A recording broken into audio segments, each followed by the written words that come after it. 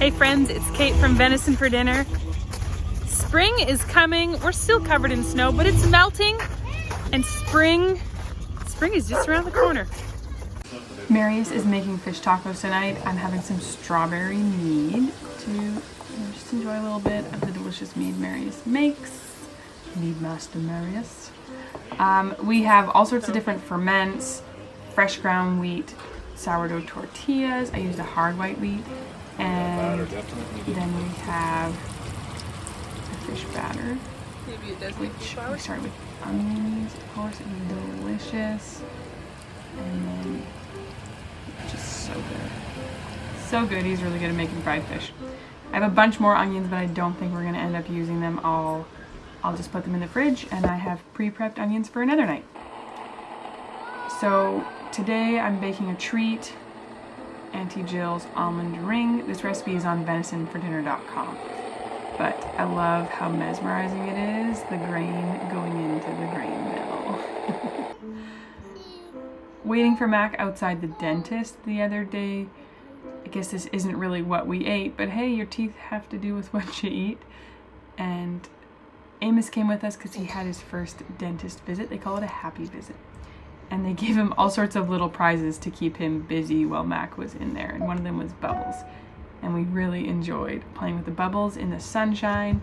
After a long winter, every winter is long here in the north, but after a long winter of being inside so much, it is so beautiful to just enjoy the sunshine on our faces.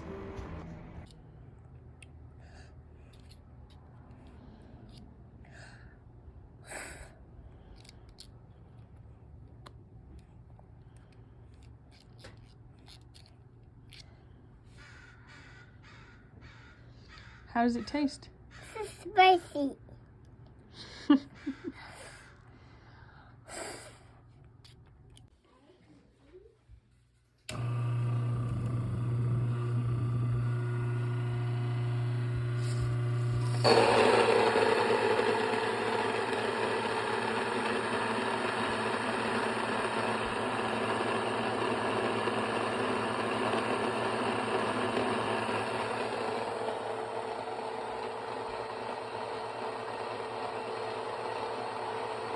We got home from the dentist and then we had company coming over and I realized I had no, things to serve with coffee.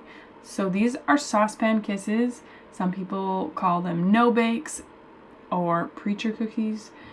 I guess because when the preacher stops by, you can quick throw them together. Our version doesn't have nut butter, but it has coconut in it. So if you've always made them with peanut butter, you should try mine at venisonfordinner.com. It's a slightly different variation we really enjoy. Can I taste the cookie bar? Can I taste the cookie bar? Not right now. A tiny cookie bar?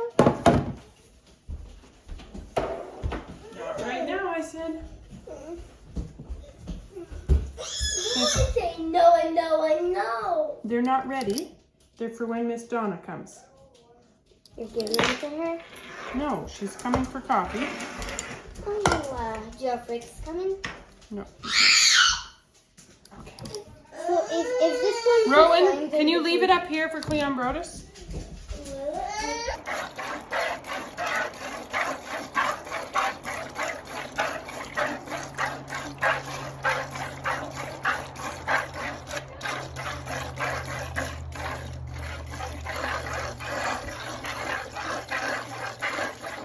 Another way you know it's spring is the cows are shedding.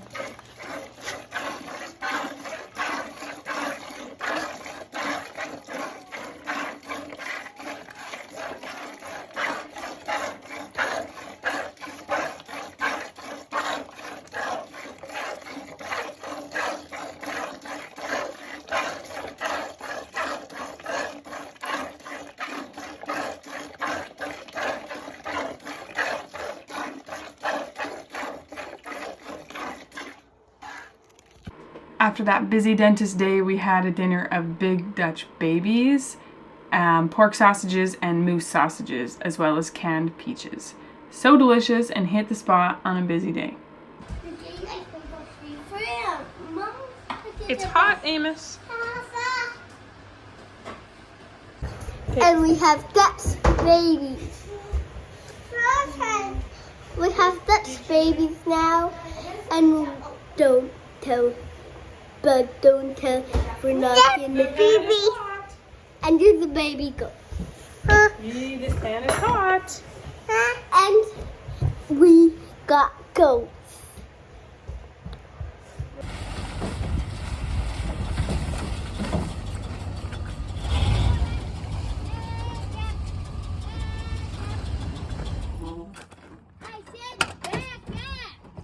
What? Back up, I said. Oh.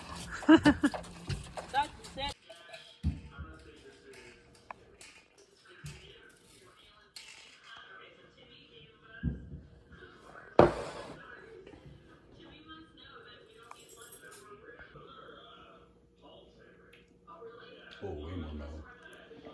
That one's more mellow for sure, but it's got more of like a little bit of a zing afterwards. It's funny because there's less. It's got a little More bit of a, concentrated. That one has more liquid in it. it has a little bit of a bitter aftertaste. Dinner tonight, we have halibut, Marius tossed in flour and mushroom seasoning salt. The recipe for mushroom seasoning salt is on venisonfordinner.com. Pan fried it in butter, delicious. Oven fries, and then I threw Asiago cheese, homemade Asiago on top of the whole thing because I can.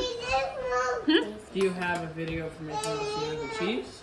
There's an Asiago cheese recipe in my cheese making course, cheese making without the BS. Oven fry recipe is on venisonfordinner.com. And then green beans from the garden, butter, soy sauce, fresh garlic. Could you not talk over top of me, please? Probably also. And it's not on the blog, no. But I canned it in pork broth because I had a bunch of broth that I needed to can when I was canning green beans. And we discovered, oh, Amos. I knew they tasted. That is Daddy's mead. Green beans canned in broth are delicious. So now we try to do it if I can, but it doesn't always happen. Today has been a busy kitchen morning so far. We just finished lunch and I thought I would show you what's going on in our kitchen. Cool glasses. You're welcome. So I made burger patties. They're in the freezer for dinner. This is cumin spiced Gouda in the press. I made butter. There's some more over there. With the butter, I made cookies. And this is really weird because I make this cookie recipe all the time and these trays did funny things. I do not know. These ones are fine. So we have chocolate chip walnut cookies, cheese, pull apart bun sticks things, and then hamburger buns for dinner. And big cookie. Yeah. That's the biggest cookie. And Freya and Rowan are working on the dishes, right, girls? That Rowan isn't. So I'm going to make a batch of mead tonight with all the pineapple scraps from some pineapples we bought. And the water, our water is chlorinated from our tap. So it's sitting in a jug for all day, so that the chlorine can off gas. And these are 2 sour cherries that are just about done fermenting that Marius is going to bottle soon. For lunch, we had, it looks like a hot mess, but it's refried beans, salsa, and avocado. And you eat it with chips, and it is delicious. Oh, Marius put canned smoked salmon in part of it. I threw up a little bit. You threw up a little bit? She didn't. I don't think you did. She's lying. I think you just, okay. That recipe is on venisonfordinner.com. Do you notice the pattern? The recipes on my blog are like the recipes we eat all the time. The bread is Elaine's bread on the blog. Go. It's Sunday morning and we have people coming over. Marius has a big pot of a kidney bean sausage soup. It's really delicious. And then I'm working on over here. First of all, always coffee and tea, and there's cheese brining, and this is the topping for a cobbler. Since it's fresh ground wheat, I was letting it sit because fresh ground wheat needs like 20 to 30 minutes to soak up moisture. If you just keep adding in more flour to make it how you think it should be, by the time it sits, you're gonna end up with a really dense, dry baked good. I got these off of Etsy. They're the cutest. They're lined. Anyhow, this is biscuit dough that's been sitting now. So I'm gonna do the biscuits first and then the cobbler. No, you guys don't do it. No. You guys I got into.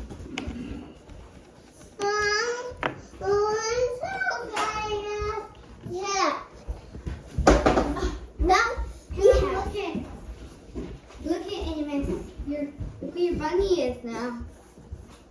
I have the same one. Look at the bunny. Well, I like your hair. And it's not your bunny?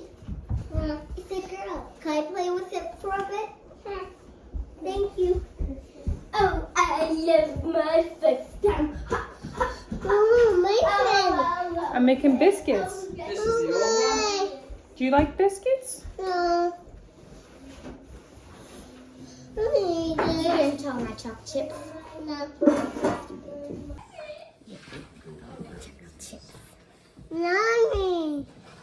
Yes, you. Do you like biscuits? No. No. I love them.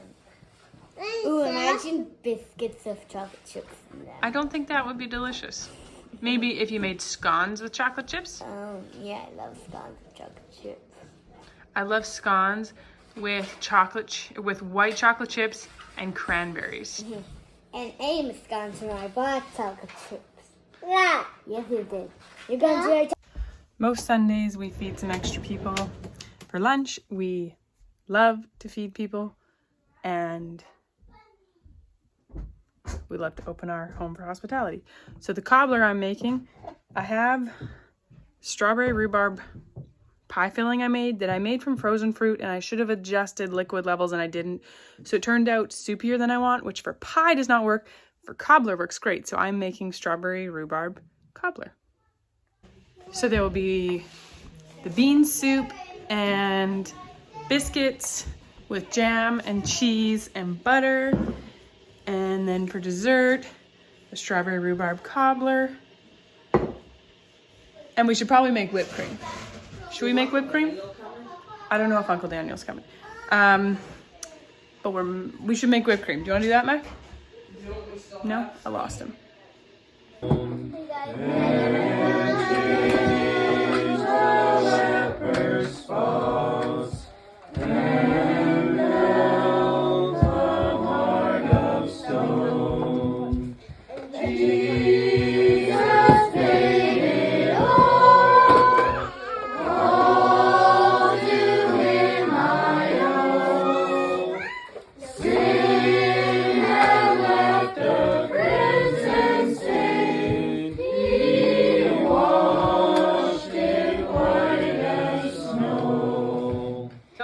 Some canned blueberries in the fridge that need to be used up, so I just added them to top up the fruit, and it looks gorgeous, of course.